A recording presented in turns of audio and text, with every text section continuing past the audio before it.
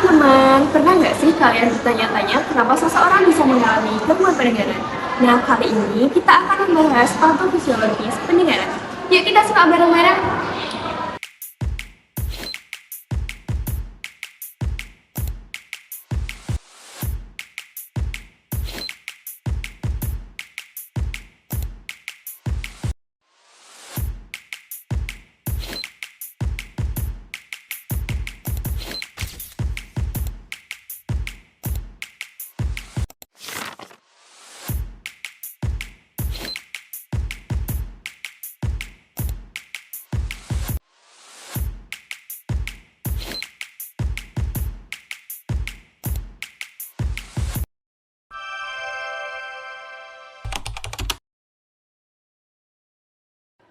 Hai guys, jadi ini adalah phantom dari organ yang sering kita sebut telinga. Kalian pasti udah tahu kan telinga itu apa? Tapi apa sih definisi dari telinga itu? Jadi, telinga merupakan sebuah organ yang mampu mendeteksi atau mengenal suara dan juga banyak berperan dalam keseimbangan dan posisi tubuh.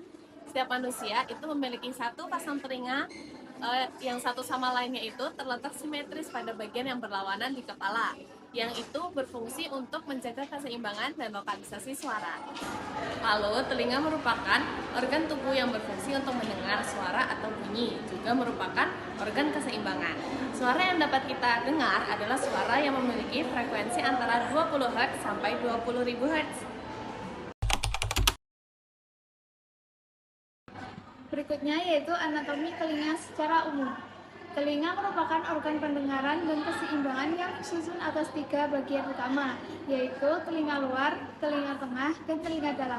Masing-masing bagian memiliki struktur dan fungsi yang berbeda dalam proses menerima, menghantarkan, dan mengubah gelombang suara menjadi impuls suara.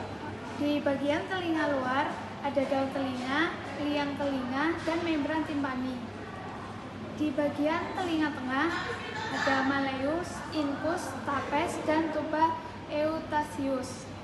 Di bagian telinga dalam ada cornea, vestibulum, kanalis, dan kanalis semicircularis. Menyalurkan suara menuju telinga tengah. Telinga luar terdiri dari 2 bagian utama, yaitu daun telinga atau pinna dan meatus auditorius externus.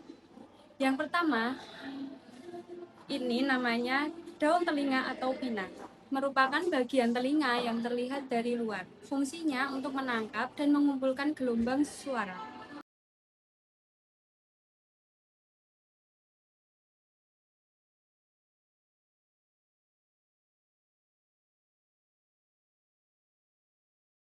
Selanjutnya yang kedua, meatus auditorius externus, merupakan saluran telinga yang menyalurkan suara dari daun telinga menuju membran timpani atau gendang telinga.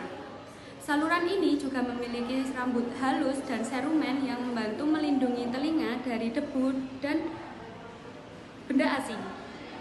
Jadi sederhananya, suara pertama-tama ditangkap oleh daun telinga, kemudian masuk melalui saluran telinga dan akhirnya mencapai membran timpani untuk diteruskan ke telinga tengah.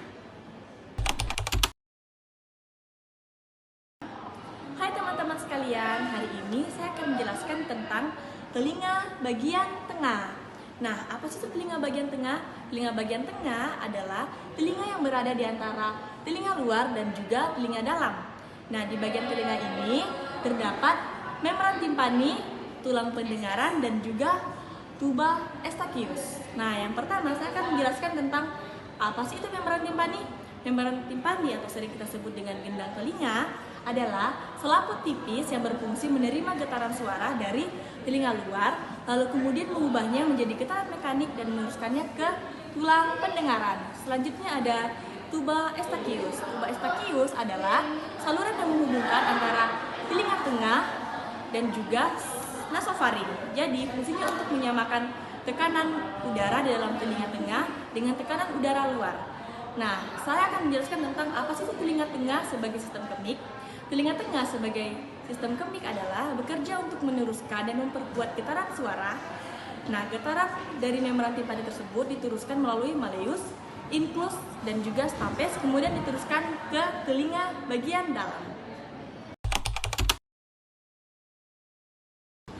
Selanjutnya saya akan menjelaskan 3 tulang pendengaran. Tulang-tulang pendengaran adalah 3 tulang terkecil dalam tubuh manusia yang terletak di bagian telinga tengah. Ketiganya adalah malleus, incus, dan stapes. Nah, malleus itu terletak melekat pada membran timpani atau gendang telinga, yaitu fungsinya menangkap getaran dari gendang telinga. Yang kedua, incus, tulang telinga tengah yang menghubungkan malleus dan stapes yang berfungsi meneruskan getaran dari malleus ke stapes. Yang ketiga itu ada stapes yang letaknya menempel pada jendela oval. Jendela oval itu masuknya di telinga dalam. Nah, fungsinya mengubah energi mekanik menjadi energi hidrolik di koklea. Nah, selanjutnya saya akan bagaimana sih cara ketiga tulang tersebut itu menggetarkan suaranya. Yang pertama itu gelombang suara di bagaimana sih cara ketiga tulang pendengaran meneruskan getaran suara di dalam telinga. Yang pertama itu gelombang suara ditangkap oleh daun telinga kemudian disalurkan melalui saluran telinga luar menuju membran timpani. Nah, getaran dari membran timpani ditangkap oleh si malleus yang melekat pada membran timpani atau gendang telinga. Kemudian malleus itu meneruskan getaran dari incus. Kemudian malleus itu meneruskan getaran ke incus yang bertindak sebagai penghubung. Nah, incus itu meneruskan getaran ke stapes. Kemudian stapes bergerak menekan jendela oval yang merupakan pintu masuk ke koklea. Kemudian tekanan dari stapes itu menciptakan cairan gelombang di dalam koklea yang kemudian merangsang sel-sel rambut di dalam koklea itu mengubah getaran menjadi impuls saraf. Baik, selanjutnya saya akan menjelaskan bagian telinga dalam. Telinga dalam merupakan bagian paling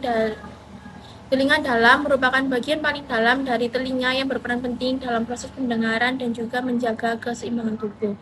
Yang pertama ada koklea, vestibulum, dan kanalis semisirkularis. Yang pertama ada koklea. Koklea merupakan organ yang berperan dalam pendengaran. Bentuknya menyerupai rumah siput dan di dalamnya terdapat sel-sel rambut yang berfungsi mengubah getaran suara menjadi impuls listrik atau sinyal saraf. Yang kedua ada bagian vestibulum. Vestibulum merupakan bagian dari keseimbangan yang terletak di antara koklea dan juga kanalis semisirkularis. Di dalam vestibulum ini terdapat utriculus dan sakulus yang membantu tubuh mendeteksi perubahan posisi dan gerakan kepala. Yang selanjutnya ada kanalis semisirkularis. Bagian ini terdiri dari 3 saluran yang berfungsi mendeteksi gerakan kepala, terutama gerakan berputar. Jadi dapat disimpulkan bahwa telinga dalam memiliki 2 fungsi penting. Koklea berperan dalam pendengaran, sedangkan vestibulum dan kanalis semisirkularis berperan dalam sistem keseimbangan. Semua informasi tersebut kemudian diteruskan melalui saraf menuju otak, sehingga kita dapat mendengar suara sekaligus mempertahankan keseimbangan tubuh. Selanjutnya ada proses mendengar. Proses mendengar dimulai ketika gelombang suara ditangkap oleh daun telinga dan masuk melalui saluran telinga hingga menyebabkan gendang telinga bergetar. Getaran tersebut kemudian diteruskan oleh 3 tulang pendengaran. Yang pertama ada malleus, yang kedua ada incus, yang ketiga ada stapes menuju oval window. Selanjutnya getaran masuk ke koklea dan menyebabkan cairan di dalam koklea bergerak. Gerakan tersebut membuat membran barilaris dan sel rambut pada organ korti ikut bergerak. Sel rambut kemudian mengubah getaran mekanik menjadi impuls listrik atau impuls saraf. Impuls saraf diteruskan melalui nervus cochlearis atau saraf auditoris menuju otak, khususnya korteks pendengaran di lobus temporalis. Di otak, impuls tersebut kemudian diolah dan diinterpretasikan sehingga kita dapat mengenali dan memahami suara yang didengar. Halo semuanya, di sini aku akan melanjutkan tentang penjelasan kanalis semisukralis. Dan ada dua temannya lagi tuh, yaitu utriculus dan sacculus. Yang pertama ada kanalis semisukralis yang berfungsi untuk mendeteksi gerakan rotasi kepala dan percepatan sudut seperti menoleh, menggelengkan kepala, dan berputar.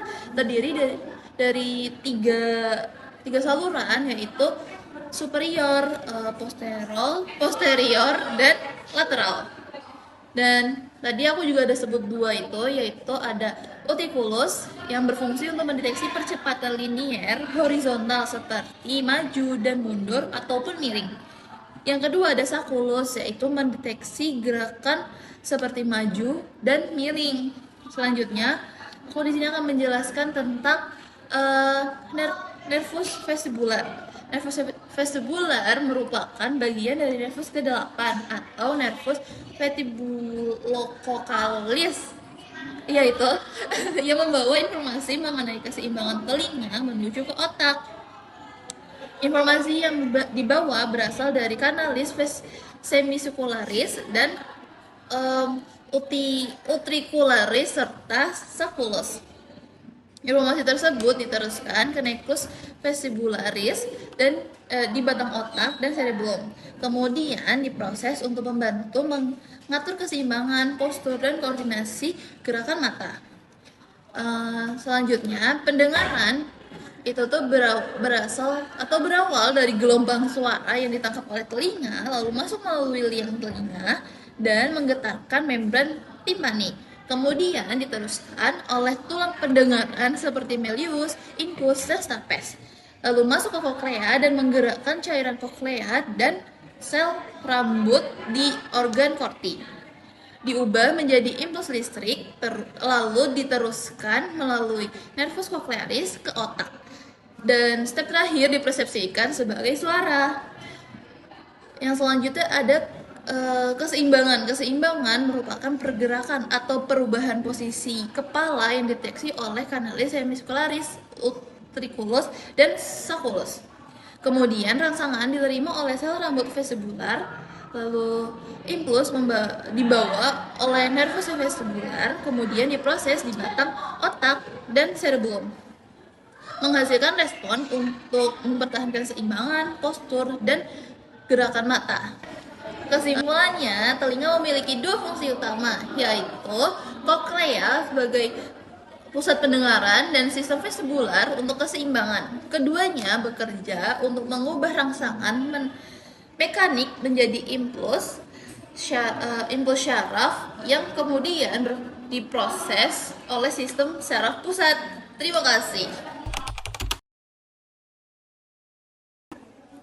Yang pertama, definisi patofisiologi pendengaran.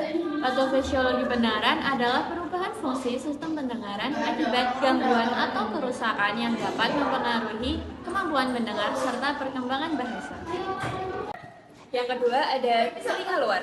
Telinga luar berfungsi menangkap dan mengarahkan gelombang suara ke telinga tengah.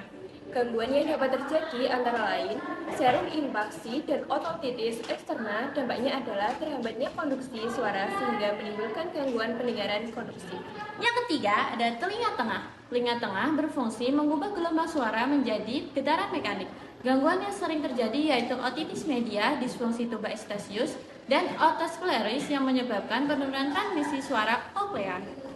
Selanjutnya yang keempat ada telinga dalam atau biasa disebut juga dengan koklea. Telinga dalam berfungsi mengubah getaran suara menjadi impuls listrik.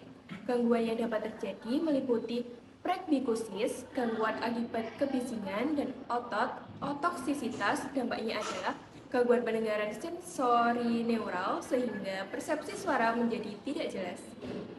Yang kelima ada jalur auditory sentral.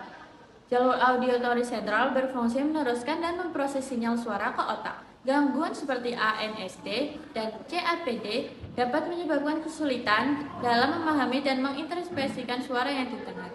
Selanjutnya, yang keenam, dampak terhadap perkembangan bahasa. Gangguan pendengaran dapat memengaruhi berbagai aspek bahasa seperti fonologi, morfologi, sintaksis, semantik, dan pragmatik.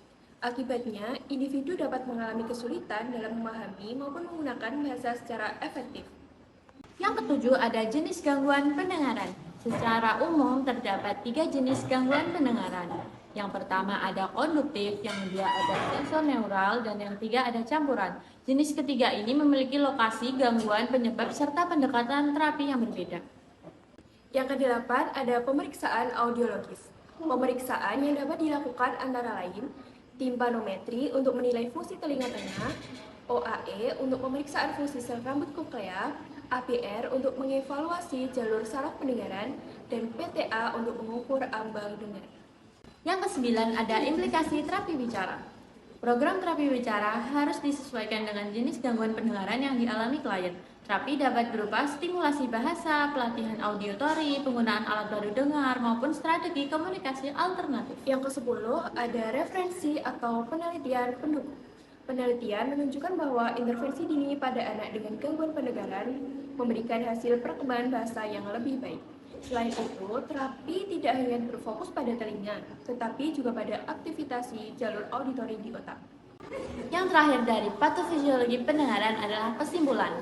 Gangguan pendengaran dapat terjadi pada berbagai sistem pendengaran dan berdampak pada kemampuan komunikasi serta perkembangan bahasa. Oleh karena itu, identifikasi jenis gangguan, pemeriksaan yang tepat, serta kolaborasi antara audiolog dan terapis sangat penting untuk menentukan intervensi yang efektif. A few moments later. Nah, itulah tadi pembahasan mengenai anatomi, fisiologi, patofisiologi, dan juga proses pendengaran pada manusia. Semoga video ini menambah wawasan bagi kita semua dan juga membantu kita lebih memahami mengenai proses pendengaran pada manusia. Terima kasih sudah menyimak sampai akhir. See you on the next video. Thank you for watching. Bye-bye.